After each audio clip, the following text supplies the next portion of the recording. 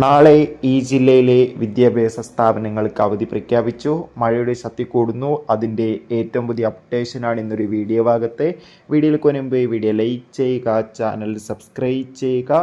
June മാസം OTT release ചെയ്ത ചിത്രങ്ങളും ജൂലൈ മാസം അങ്ങോട്ട് OTT റിലീസ് ചെയ്യാൻ പോകുന്ന ചിത്രങ്ങളുടെ വീഡിയോ ഒക്കെ നമ്മുടെ ചാനൽ ഭാഗം പരിശോധിച്ചാൽ നിങ്ങൾക്ക് കാണാൻ വേണ്ടി സാധിക്കുന്നതായിരിക്കും. സംസ്ഥാനത്ത് ഇന്ന് തിങ്കളാഴ്ച ദിവസം അത്യാവശ്യം തോതിൽ ഒരു നല്ലൊരു മഴയായിരുന്നു ഉണ്ടായിരുന്നത്. കണ്ണൂർ, കാസർഗോഡ് ജില്ലകളിൽ മികച്ച മഴയായിരുന്നു ലഭിച്ചുകൊണ്ടിരുന്നത്. ഇപ്പോൾ ഇതാ ഏറ്റവും പുതിയ അപ്ഡേഷൻ കൂടി പുറത്തു വന്നിരിക്കുകയാണ്. നാളെ മുതൽ സംസ്ഥാനത്ത് ഇനി വരുന്ന 3 ദിവസവും അതിശക്തമായ ഒറ്റപ്പെട്ട മഴയ്ക്ക് സാധ്യത ഉണ്ടെന്നാണ് കാലാവസ്ഥാ നിരീക്ഷണ കേന്ദ്രം അറിയിച്ചിട്ടുള്ളത്.